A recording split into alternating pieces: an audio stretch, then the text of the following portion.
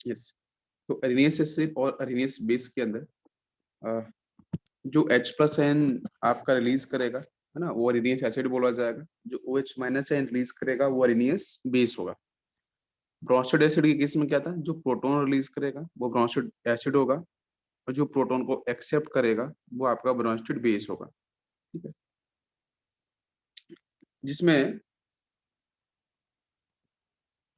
कुछ extra terms मैं आपको करता हूँ एक्सप्लेन। जैसे मैंने आपसे कहा कि यहाँ पे दे रखा है आपका HCl hydrogen chloride, it is in aqueous. Second लिखा हम लोगों ने यहाँ पे hydrogen chloride, it is pure. And third statement लिखा मैंने हाइड्रोजन क्लोराइड गैसियस फेस। और फोर्थ लिखा अपन ने हाइड्रोजन क्लोराइड सॉलिड। ठीक है, ऐसा कुछ अपन ने लिखा। इन चारों स्टेटमेंट में से आपका कौन सा स्टेटमेंट करेक्ट होगा? ठीक है, अकॉर्डिंग टू अरेनियस एसिड, मतलब एसिड की प्रॉपर्टीज को होल्ड करने वाले इन चारों स्टेटमेंट में से कौन सा स्टेटमेंट आपका करेक्ट हो सकता है? तो देखो, आपको पता है कि अरेनियस एसिड के हिसाब से, बिकॉज HCl यहाँ पे एसिड्स होते हैं सारे के सारे, तो अरेनियस एसिड जो थ्योरी है उसके हिसाब से क्या है कि सॉल्वेंट इज क्लियर, कि सॉल्वेंट जो वहां पे होना चाहिए इट इज वाटर मॉलिक्यूल्स। ठीक है, solvent must be water molecules. अगर वाटर मॉलिक्यूल्स नहीं है तो उस केस में कोई भी acid H plus ion release नहीं कर पाएगा, तो उसे अपन अरेनियस एसिड नहीं बोल सकते हैं। तो वाटर मॉलिक्यूल्स होना बहुत जरूरी है एज ए सॉल्वेंट। ठीक है, तो अब आप बताओ, HCl एक्वस लिखा है, HCl एक्वस का मतलब बिल्कुल सही होगा अरेनियस के हिसाब से, कि यहाँ पे H प्लस आयन बिल्कुल आपको मिलेगा और Cl माइनस आयन मिलेगा। ठीक है, बट HCl जो प्योर है, इस केस में एक्वस नहीं लिखा है, मतलब ये आपका अरेनियस एसिड नहीं हो सकता है। एसिड होगा बट इसे अपन अरेनियस एसिड नहीं बोलेंगे। ठीक है, यस, फर्स्ट क्या होगा आपका, एरेनियस एसिड बिल्कुल परफेक्ट बोलेंगे, बिकॉज वहां पे सॉल्वेंट कैसा है, एक्वस मीडियम है। Aqueous means water molecule, this aqueous means H2O। But HCl gas दे रखा है तो यहाँ भी कहीं आपका वाटर मॉलिक्यूल इंट्रोड्यूस नहीं है, तो this is not Arrhenius acid. ठीक, क्रॉस कर देंगे। HCl सॉलिड है, जब सॉलिड है तो यहाँ पे आपको पता है आइंस का फॉर्मेशन नहीं हो सकता है। ठीक है, आइंस का फॉर्मेशन नहीं होगा, जिसकी वजह से बिल्कुल, और एक्वस मीडियम भी नहीं है, तो इसे अपन एरेनियस एसिड नहीं बोलेंगे। ठीक है, तो स्टेटमेंट आते हैं, आप बिल्कुल ध्यान रख सकते हो कि अगर किसी भी गिवन कंपाउंड जो H प्लस आयन को रिलीज कर रहा है बट एक्वस मीडियम है, उसके साथ वाटर मॉलिक्यूल्स लिखा गया है, तो ये आपका बोला जाएगा एरेनियस एसिड। बाकी अगर वाटर मॉलिक्यूल्स नहीं है, तो देखो ये सारे के सारे एसिड्स तो हैं, ऐसा मैं नहीं कह रहा हूँ कि ये 2 3 4 जो दे रखे हैं ऑप्शंस ये एसिड नहीं है, बिल्कुल एसिड है, बट एरेनियस एसिड नहीं है। ये रीजन आपको ध्यान रखना। ओके, नेक्स्ट पॉइंट करेंगे डिस्कस। जैसे मैंने आपसे कहा कि एक हमारे पास कंटेनर है, ठीक है, एक कॉन्सेप्ट है छोटा सा, इसके अंदर हम लोगों ने फिल कर दिया है वाटर मॉलिक्यूल्स। ठीक है, दिस इज दी H2O, और H2O यहाँ पे बिल्कुल आपका एज ए सॉल्वेंट है। ठीक है, एज ए सॉल्वेंट, और ऊपर से बच्चों हमने इसमें ऐड कर दिया है कोई भी एक एसिड। ठीक है, या फिर अपन ने यहाँ पे कोई भी एक बेस मिक्स कर दिया है। ठीक है, एसिड या बेस। तो देखते हैं कि इस ये जो बीकर है, उस बीकर के अंदर, इस बीकर के अंदर जो एसिड और बेस प्रेजेंट होगा वो किस तरीके से प्रेजेंट होगा। ठीक है, उसकी स्टेट को हम लोग यहाँ से ऑब्जर्व करेंगे। ठीक है, तो मैंने बोला कि जो H प्लस आयन है, ये जो एसिड आपको दिखाई दे रहा है, ये acid definitely H plus ion release करेगा। ठीक है, और जो बेस होगा वो डेफिनेटली आपके OH माइनस आयन को रिलीज करेगा। ठीक है, हम लोग अरेनियस एसिड और बेस की बात कर रहे हैं। तो इस केस में आप ध्यान से ऑब्जर्व करो कि जब H प्लस आयन को रिलीज करेगा, वाटर मॉलिक्यूल्स किस स्टेट में प्रेजेंट है, H2O की फेज में प्रेजेंट है। तो देखते हैं किस ढंग से हम इसका रिप्रेजेंटेशन कैसे होगा। यस, तो H प्लस आयन तो किसी एसिड से आया, और वो कंबाइन आपका डेफिनेटली वाटर मॉलिक्यूल के साथ होगा, बट हम बात करें कि यहाँ पे उसका रिप्रेजेंटेशन कैसे होगा, तो H2 के साथ लिखेंगे अपन ने यहाँ पे स्मॉल n और आपका H प्लस आयन। ठीक है, ये स्मॉल n की वैल्यू क्या है आपकी 1 2 3 4। ये जो स्मॉल n अपन ने यहाँ पे लिखा है, this small n is equal to 1 2 3 4 and so on. ठीक है, ये स्मॉल n की वैल्यू कुछ इस तरीके से आपको देखने को मिल सकती है। आपसे ये कह रहा हूँ कि यहाँ पे H प्लस आयन जो है वो वाटर के साथ कुछ इस तरीके से प्रेजेंट होगा। ये बिल्कुल करेक्ट एक्सप्लेनेशन है। क्यों है मैं बताता हूँ। इस बीकर के अंदर आपको दिखाई दे रहा है वाटर मॉलिक्यूल्स। ठीक है, और वाटर मॉलिक्यूल के स्ट्रक्चर कुछ इस तरीके से होता है, जिसमें दो लोन पेयर्स होते हैं, बाकी दो आपके होते हैं हाइड्रोजन सिंगल बॉन्ड के साथ अटैच्ड, है ना। ये दो हाइड्रोजन सिंगल बॉन्ड से इसका ऑक्टेट कंप्लीट है। आप चेक कर सकते हो आपके लोन पेयर के पास कितने इलेक्ट्रॉन्स हैं, 1 2 3 4, और बॉन्ड पेयर के पास भी कितने हैं, 4। ऑक्टेट कंप्लीट है। अब इसके सामने किसी भी एसिड से आया H प्लस आयन। अब H प्लस आयन के पास अगर आप देखो तो इसका कन्फिग्रेशन होगा आपका 1s0। इसके पास कोई भी इलेक्ट्रॉन्स प्रेजेंट नहीं है, ये डेफिशिएंट है। अरे डेफिशिएंट है और वाटर मॉलिक्यूल्स इलेक्ट्रॉन रिच है, तो यहाँ के जो लोन पेयर्स होंगे वो यहाँ शिफ्ट हो जाएंगे डेफिशिएंट की तरफ। तो डेफिशिएंट की तरफ शिफ्ट होंगे तो ऑक्सीजन के साथ अभी आ जाएंगे 3 हाइड्रोजन, और एक बचेगा लोन पेयर, बाकी पॉजिटिव चार्ज। पॉजिटिव चार्ज क्यों आया, बिकॉज ऑक्सीजन ने अपने लोन पेयर्स ऑफ इलेक्ट्रॉन्स को शिफ्ट किया है कहाँ पे, टुवर्ड्स हाइड्रोजन जो डेफिशिएंट है। वाटर मॉलिक्यूल्स का ऑक्टेट कंप्लीट है, it is called electron rich. And इस H प्लस साइन इसे अपन बोल सकते हैं electron deficient. This is electron deficient perfectly, and this is electron rich, है ना। जो डेफिशिएंट H प्लस आयन है उसका कंफ्यूजन होना चाहिए था 1s1, बस वहां से एक इलेक्ट्रॉन आपका मूवमेंट कर चुका है जिसकी वजह से यहाँ पे क्या 1s0 मिल जाएगा, है ना। तो यहाँ से ये मूवमेंट होगी तो ये आपका बन गया हाइड्रोनियम आयन, बिकॉज यहाँ पॉजिटिव चार्ज है। पॉजिटिव चार्ज है तो सफिक्स आपका EM आयन यहाँ पे ऐड हो जाएगा। तो दिस इज अगर मैं इसको मॉलिक्यूलर फेज लिखूं तो this is called H3O plus, और H3O plus is called hydronium ion. ठीक है, हाइड्रोनियम आयन।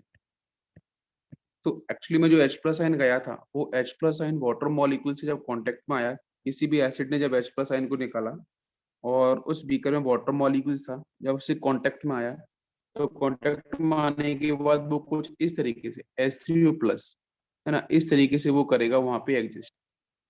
तो इसलिए मैंने लिखा है कि जितने ज्यादा आपके H प्लस आयन होंगे, अगर 5 H प्लस आयन होंगे तो 5 आपके वाटर मॉलिक्यूल्स की रिक्वायरमेंट पड़ेगी। ठीक है, अगर 6 H प्लस आयन होंगे तो 6 वाटर मॉलिक्यूल्स रिक्वायरमेंट। तो उसका रिप्रेजेंटेशन कुछ इस तरीके से है। ठीक है, आप चाहे इसे ऐसे रिप्रेजेंट करो या फिर उसका रिप्रेजेंटेशन आप ऐसे करो, वो सर करेक्ट थे। ठीक है, ये तो हो गया आपका जब H प्लस आयन जाएगा तो कहानी कुछ इस तरीके से डेवलप होगी। बट अगर बेस आएगा OH माइनस आयन तो ऊपर कैसे लिखेंगे।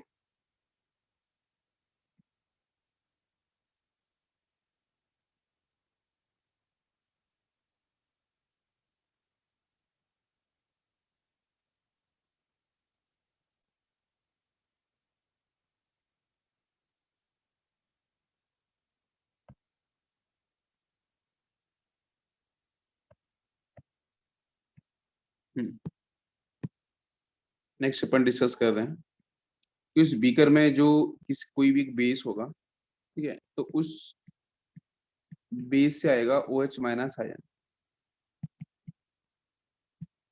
तो इस OH माइनस आयन को अपन कैसे लिख सकते हैं वो देखते हैं।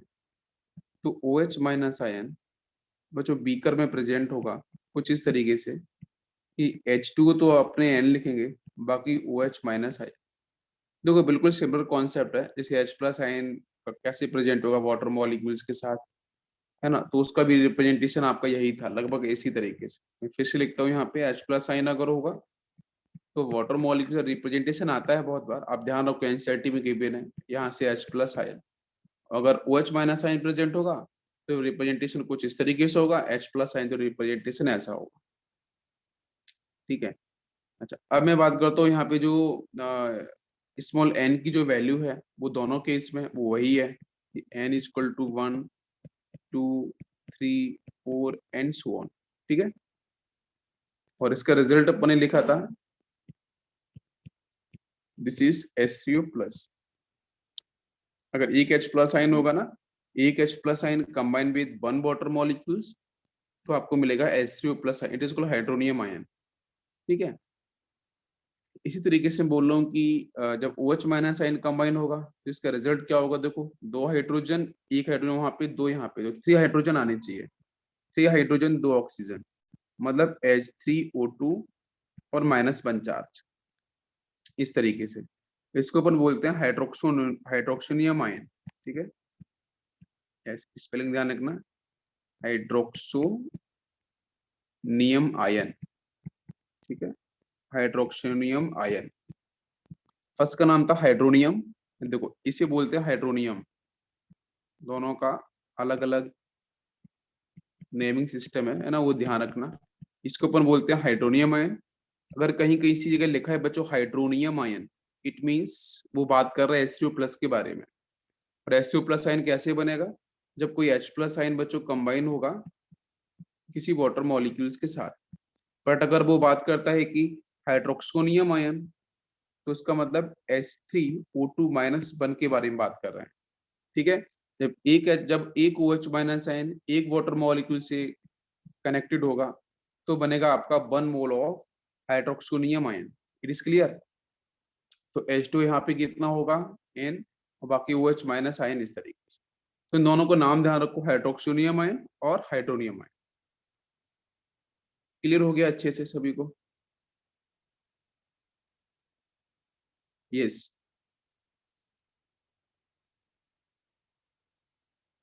अभी डाउट है यहाँ पे कुछ?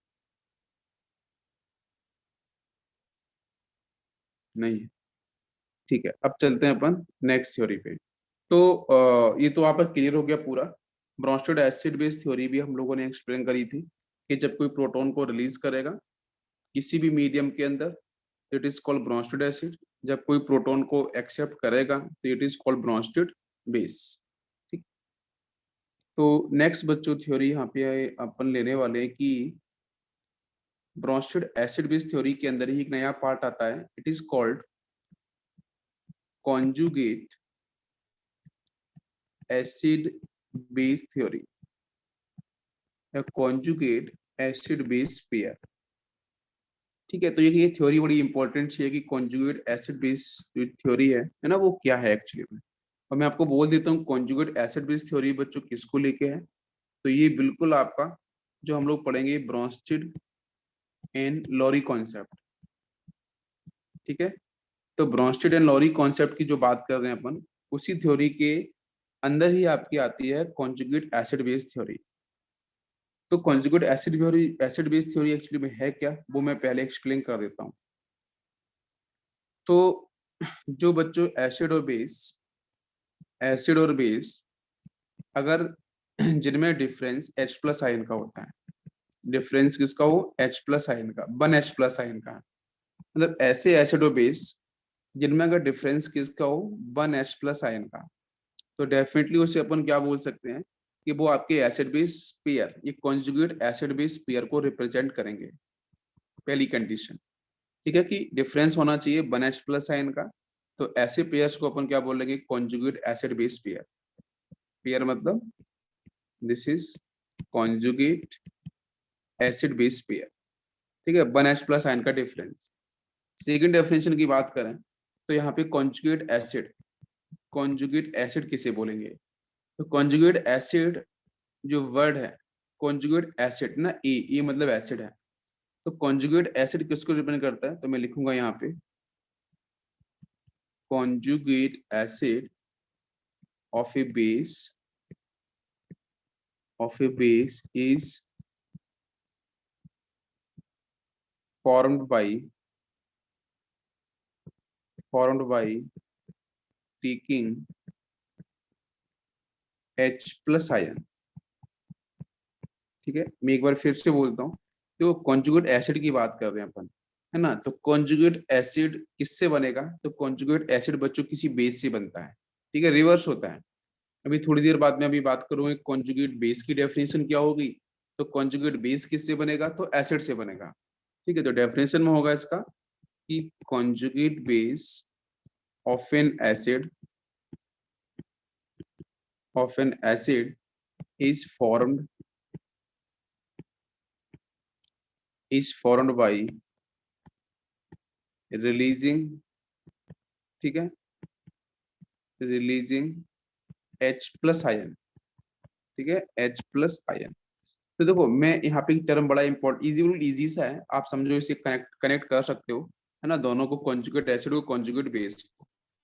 पहले मैंने कहा कि ऐसे एसिड और बेस जिनमें अगर H प्लस आयन का डिफरेंस आता है तो ऐसे पेयर्स को बोलते हैं अपन conjugate acid base pair. Second मैंने बोला कि कॉन्जुगेट एसिड क्या होते हैं, तो कॉन्जुगेट एसिड किससे बनेंगे, नाम से देखो समझो, कॉन्जुगेट एसिड तो इससे मिलकर बनता है, ठीक है, और कॉन्जुगेट बेस किससे बनेगा, तो वो एसिड से बनता है, रिवर्स है बिल्कुल। तो conjugate acid of A base is formed by taking H plus ion. जब कोई बेस H प्लस आयन को एक्सेप्ट करेगा, H प्लस आयन को जब कोई बेस एक्सेप्ट करेगा तो फिर जो बनेगी species, it is called conjugate acid. और कॉन्जुगेट बेस में क्या होगा कि जब कोई एसिड H प्लस आयन को रिलीज करेगा और उसके बाद जो स्पीसीज बनेगी, it is called conjugate base, ठीक है। तो बहुत ही सिंपल सी डेफिनेशन है, क्लियर हुआ यहाँ पे। मैं इसको ना एग्जाम्पल से मच बेटर आपको समझाता हूँ, ठीक है, थोड़ा आप ध्यान दो, ठीक है। यहाँ पे अपन इसके एग्जाम्पल्स देख लेते हैं। जैसे मैंने आपसे बोला कि हमारे पास है हाइड्रोजन क्लोराइड। आपको पता है कि सर HCl क्या होगा, एसिड, क्योंकि जब इसको अगर मैं एक्वस मीडियम में डालूंगा तो उस केस में यहाँ से मिलेगा H प्लस आयन और Cl माइनस आयन। एक्चुअली मैं आपको ये भी बता दूं कि जो H प्लस आयन है वो किस तरीके से प्रेजेंट होगा। तो H प्लस आयन ऐसा होगा कि देखो बीच में तो H प्लस आयन ऐसा आपको दिख जाएगा, बाकी इसके जो आसपास होगा वो वाटर मॉलिक्यूल्स इस तरीके से, ये जो रिंग आपको दिख रहे हैं, है ना, इस तरीके से प्रेजेंट होगा। बिकॉज देखो यहाँ पे H प्लस चार्ज है तो यहाँ पे होगा आपका minus plus, because water molecule जो है ना एक्वस, ये डाइपोल की तरह बिहेव करेगा, है ना, प्लस माइनस होता है ना H2O, H and OH, H plus ion और OH माइनस आयन। तो water molecules will work as a dipole. अगर डाइपोल की तरह बिहेव कर रहा है तो अगर उसके सामने H प्लस आयन आएगा तो H प्लस आयन के सामने पॉजिटिव चार्ज है वहां पे, तो आपका क्या होगा, minus plus, minus part close होगा और पॉजिटिव पार्ट दूर होगा, तो माइनस प्लस, है ना, इस तरीके से ये प्रेजेंट होगा। तो यहाँ पे रिंग आपकी जनरेट हो जाती है जिसको अपन बोलते हैं हाइड्रेशन, ठीक है, hydration sphere, this is called hydration sphere, ठीक है। और जितने ज्यादा वाटर मॉलिक्यूल्स लग रहे हैं यहाँ पे, this is called hydration number, ठीक है। और हाइड्रेशन नंबर किस पे डिपेंड करता है कि मैं कहूँ किसी भी कैटाइन के आसपास कितने वाटर मॉलिक्यूल्स लगने चाहिए, तो बच्चों को डिपेंड करता है उसकी चार्ज डेंसिटी के ऊपर, ठीक है। और चार्ज डेंसिटी होती क्या है, तो अगर ये कैटाइन है तो पॉजिटिव चार्ज ऊपर डिवाइड बाई साइज। तो मैं कहूंगा कि किसी भी कैटाइन पे जितना अधिक चार्ज होगा, किसी भी कैटाइन पे जितना अधिक पॉजिटिव चार्ज होगा, उसके पास वाटर मॉलिक्यूल जितने ज्यादा लगने वाले हैं तो हाइड्रेशन उतना ज्यादा होने वाला है।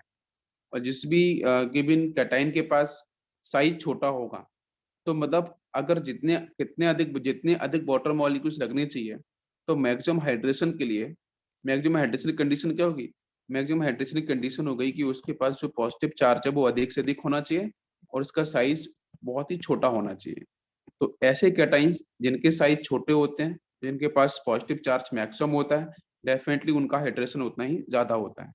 सेम कॉन्सेप्ट भी Cl माइनस आयन। तो Cl माइनस आयन देखो नेगेटिव है, अगर ये नेगेटिव है तो इसके आसपास वाटर मॉलिक्यूल्स डेफिनेटली लगने वाले हैं, बट वाटर मॉलिक्यूल्स का जो आपका पॉजिटिव पार्ट है वो इससे क्लोज होने वाला है। क्यों, आपको बताया ना कि Cl माइनस है तो ये प्लस माइनस, है ना, अपोजिट चार्ज क्लोज होते हैं ना, प्लस माइनस कुछ इस तरीके से प्रेजेंट होगा। तो यहाँ से बनेगा आपका एक हाइड्रेशन स्फीयर।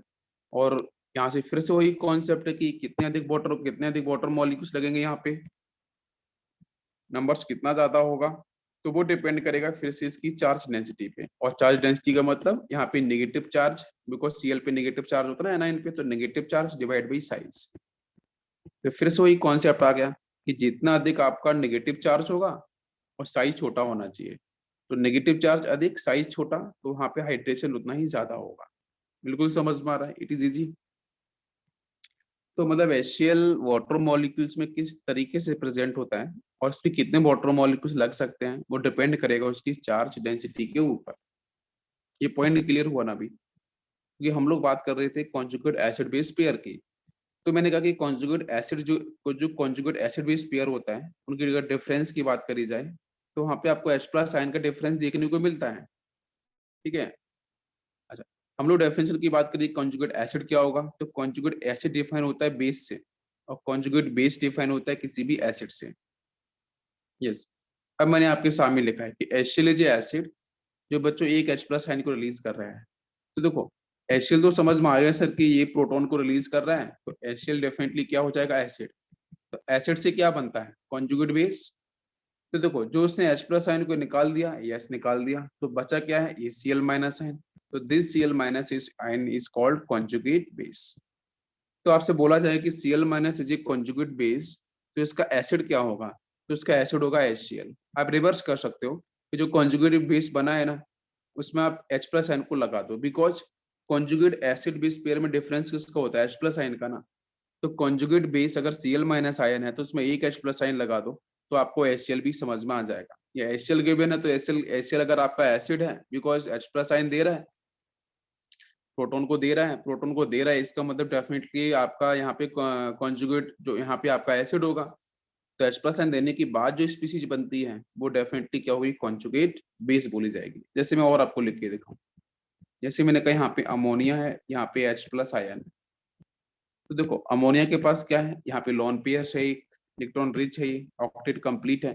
तो H प्लस आयन की तरफ इलेक्ट्रॉन्स को शिफ्ट कर देगा बिकॉज ये डेफिशिएंट है ना। तो यहाँ से बन जाएगा आपका NH4 पॉजिटिव चार्ज। अब समझो, ये फर्स्ट रिएक्शन थी, ये सेकेंड रिएक्शन है। तो अमोनिया ने H प्लस आयन को एक्सेप्ट किया है ना, बिल्कुल। तो प्रोटॉन का जो एक्सेप्टर है, तो हम परफेक्टली बोलेंगे सर अमोनिया प्रोटॉन्स को ले रहा है, तो लेने का मतलब डेफिनेटली ये बेस होगा, अरे ब्रॉन्स्टेड बेस होगा। अब इसके सामने जो बनी स्पीसीज, जब कोई species H plus ion protons को लेती है तो उसे अपन बेस बोलेंगे, बट उससे बनने वाला जो स्पीसीज होगा वो क्या होगा, कॉन्जुगेट एसिड। तो ammonium ion is a conjugate acid of ammonia. Ammonia का ये कॉन्जुगेट एसिड होगा। ये पॉइंट समझ में आ गया। यस।